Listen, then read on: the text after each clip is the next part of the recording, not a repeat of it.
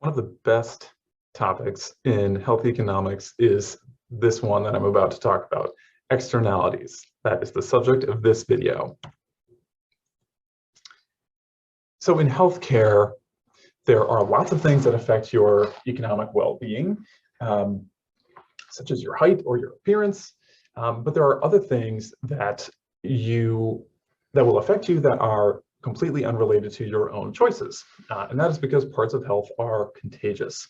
So obviously it's advantageous to you if everyone in your friend group gets their flu shots or their COVID shots, because it benefits not just them, but it also benefits you. So there are lots of what are called economic externalities in health, and these can be both positive and negative.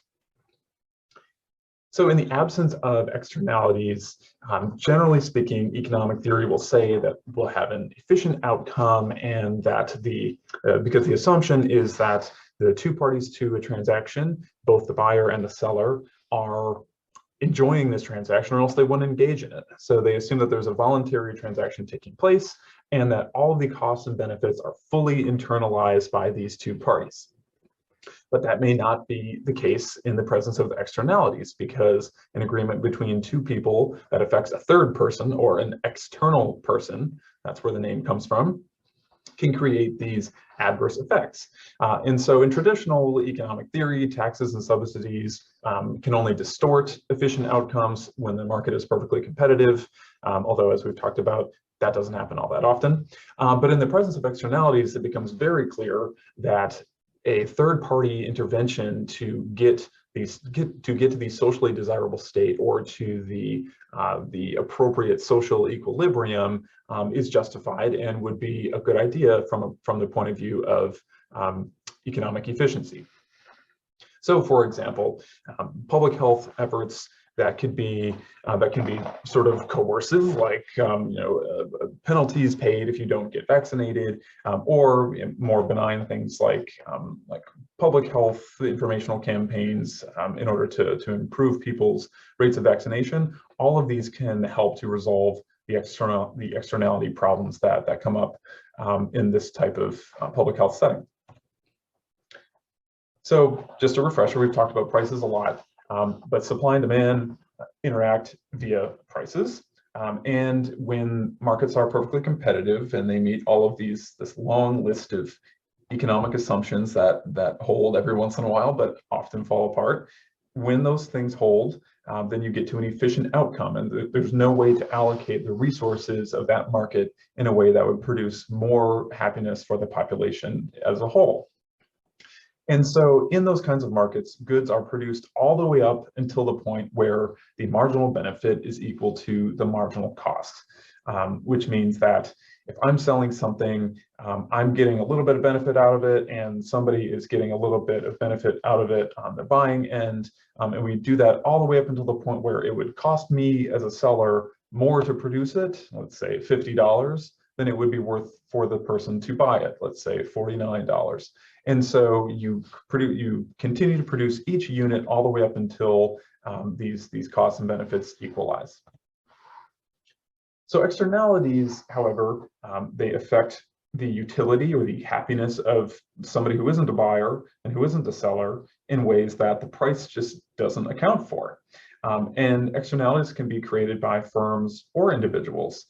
They can occur within a market that appears to be otherwise functional. They can be present in markets even where there's lots of buying and selling going on, but that doesn't mean that the market is reaching its social equilibrium, or its social optimal, I should say.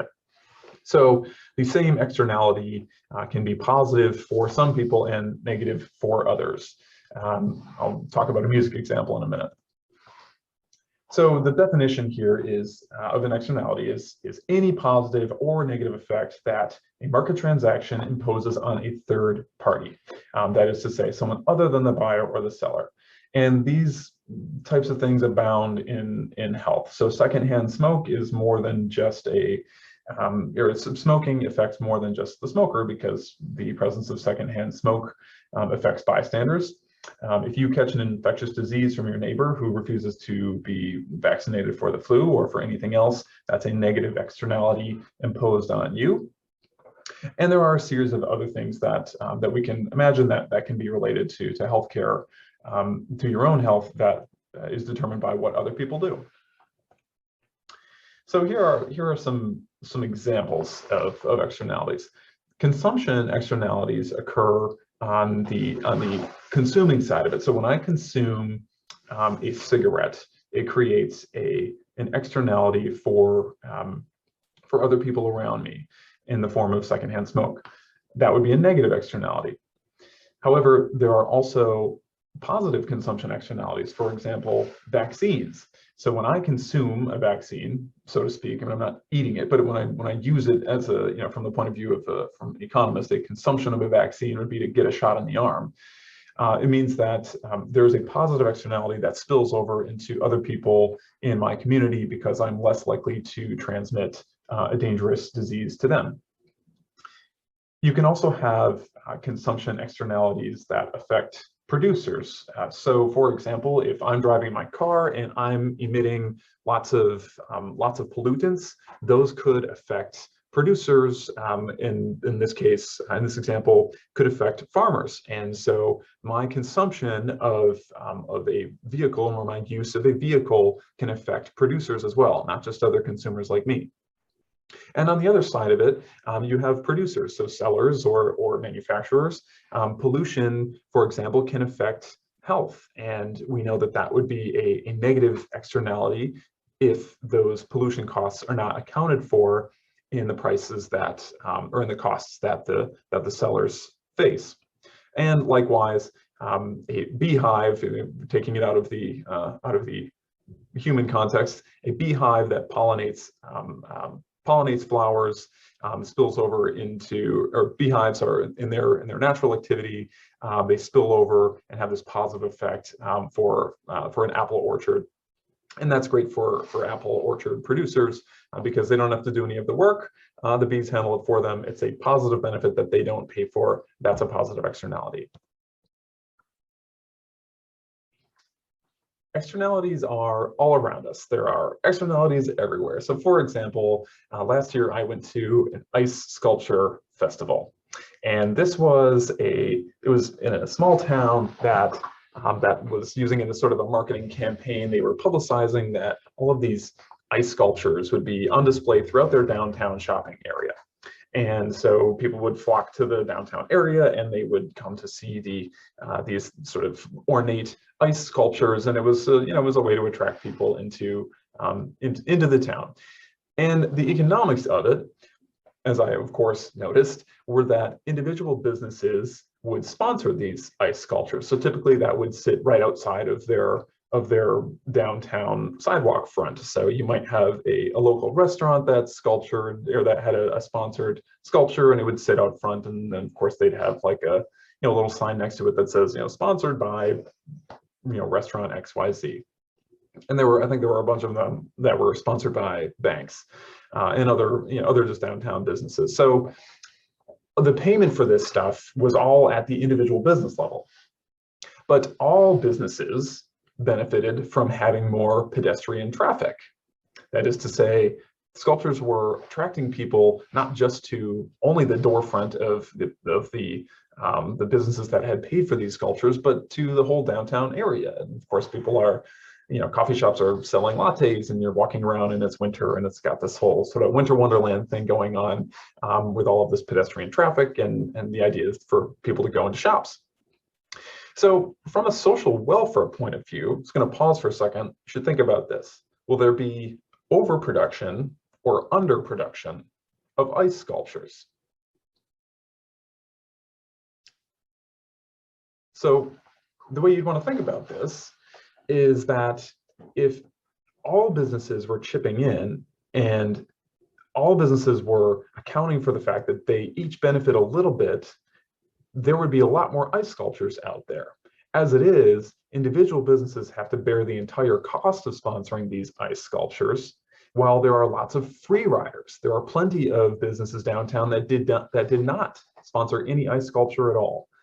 And that means that even though those non-sponsoring businesses got to benefit from all of this increased traffic, they didn't actually pay for it, which means that the total production of ice sculptures was below the optimal level.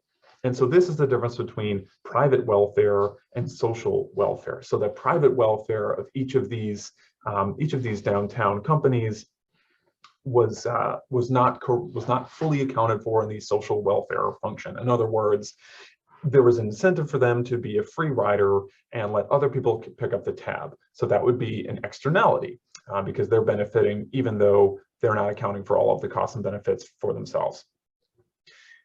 Here's another one that is altogether too relatable. So guy playing music via phone on crowded T. I honestly don't know what drives people to do this, but people who play through their really crappy phone speakers, loud music of their own choosing on a crowded T, they're clearly making choices that affect not just themselves. And so anytime that happens, your ears should start to perk up and think potentially an externality. And so think to yourself, what is the socially optimal amount of public music? Which is to say, let's just narrow it to this kind of public music. We're not talking about Yo-Yo Ma making an unannounced visit to the T station and serenading everybody. I would say, if we assume that most people don't enjoy this, the socially optimal amount of public music is less than there is, because the socially optimal amount is probably pretty close to zero. Most people don't want to hear this kind of stuff. And so even though the guy playing music via his phone on the crowded T enjoys it himself, he's creating a negative externality for everyone else. So guy playing music, negative externality. Insofar as there's too much of it, then would be socially optimal, and the ice sculpture festival is a positive externality. So there's an underproduction of it relative to the social optimal.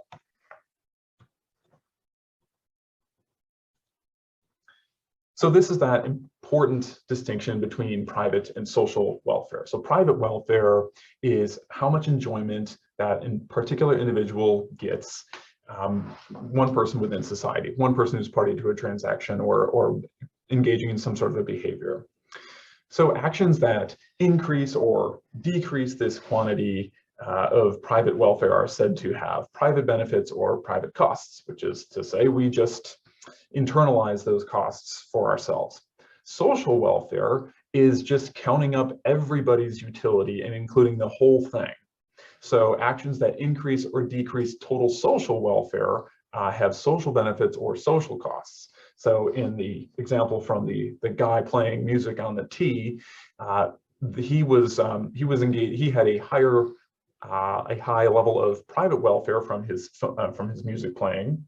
But if you take into consideration everybody else on that train car who had decreased utility, the social welfare probably fell well below the private welfare in total utility. Herd immunity is just an extension of this concept. And of course, public health people know all about herd immunity, and in between 2020 and 2021, it's impossible to have not heard about herd immunity.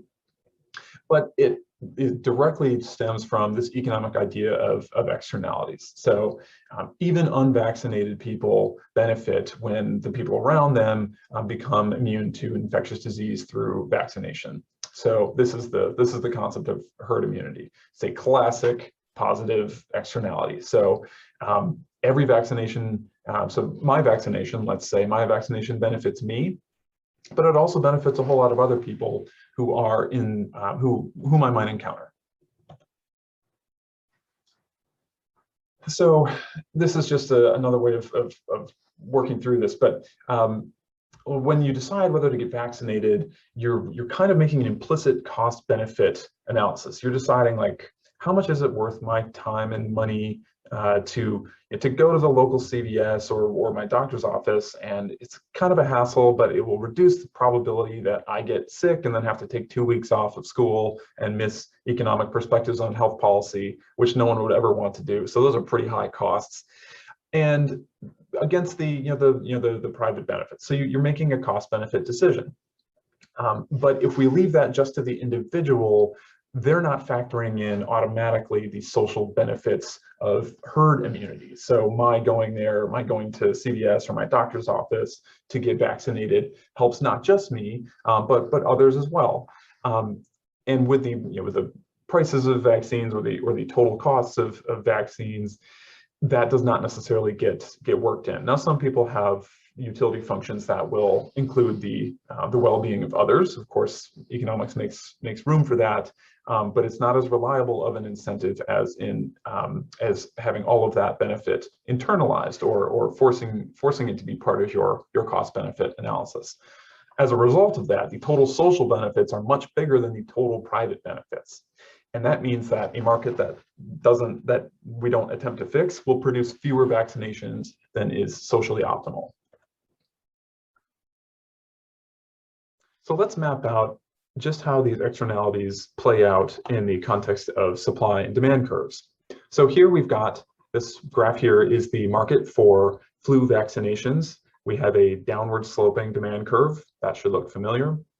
We have a supply curve. That should look familiar. We have an equilibrium quantity, Q star, and an equilibrium price, P star. And this is a private function only. This is a demand curve that is derived simply from the private costs and the benefits, and it is not factoring in herd immunity benefits or total social benefits.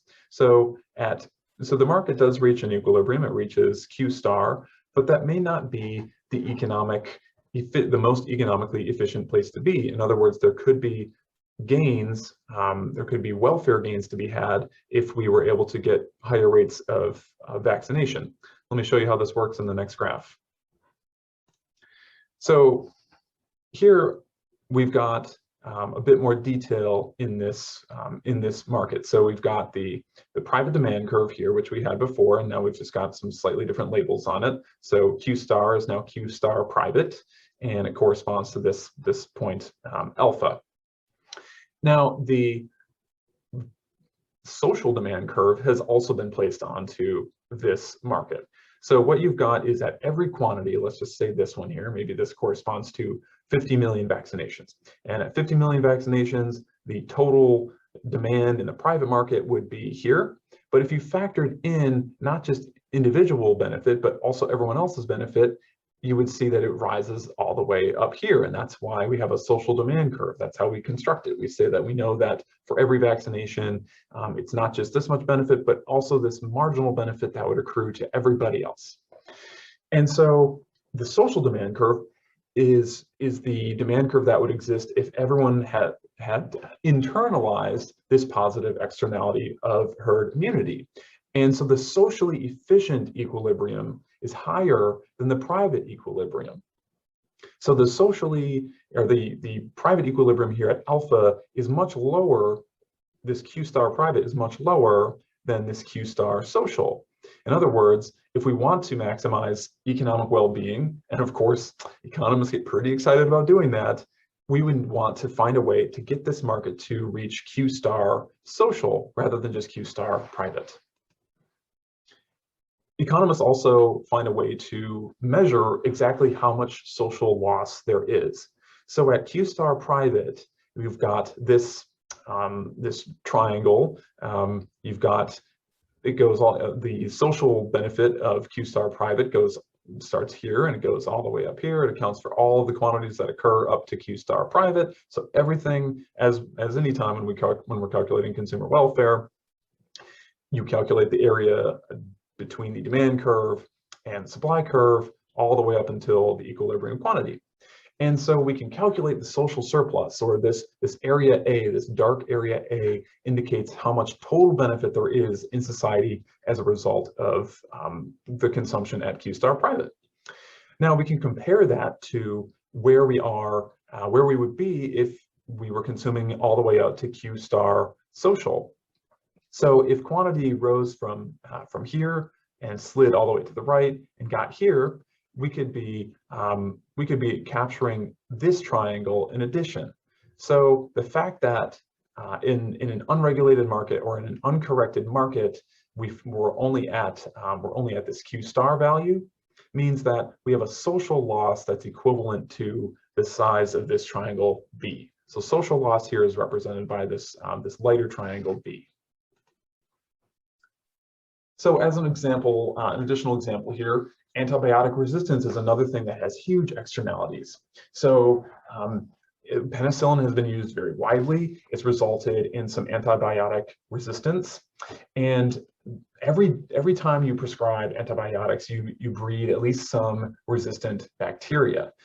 On an individual level, it's nice when you go to the doctor's office and if you're even a little bit worried about having a bacterial infection, then you want antibiotics.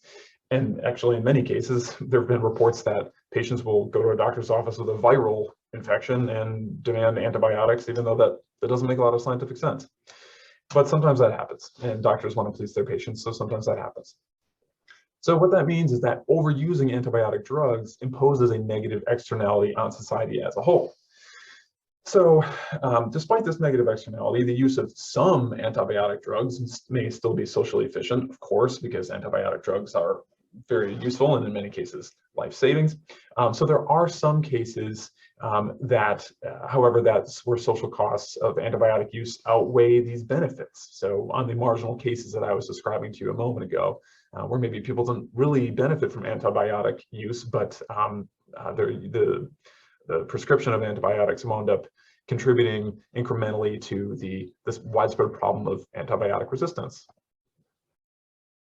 So let's map this antibiotics market into a supply and demand curve. So what we've been talking about is how antibiotics are a little bit more costly for all of society than they are just at the point of sale. And so you can think about that like the social supply curve is higher than the private supply curve. And remember that the supply curve reflects the costs that are induced by sellers. But we can think about this as the total costs of society are actually higher when we consider everybody else's welfare and not just the individuals involved in this transaction. So let me show you what this might look like. Here we've got our market, and we've got a demand curve. That's great. We've got a private supply curve here. This is the bottom one.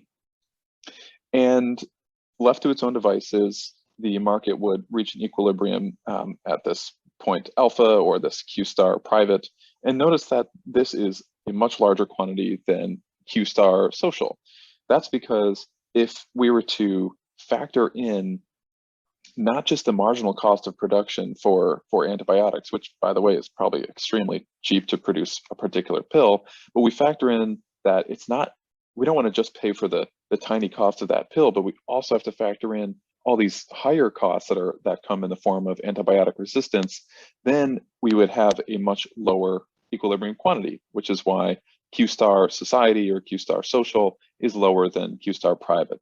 So before this point, so in all these quantities, it's true that the value that we get out of it, which we determine from the demand curve, is higher than the total costs that are paid for, which include both the private costs as well as the social costs. But beyond this beta point here, even though the total social costs are high, the total social benefits are actually lower.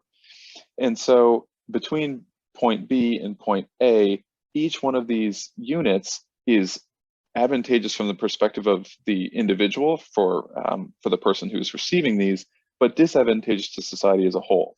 So that's how we can calculate social loss in the case of antibiotic resistance. So you may recall from the previous market that we showed, we had a situation where we were not consuming enough, and so there was sort of a foregone opportunity that was measured, I think, with letter B. Same story here.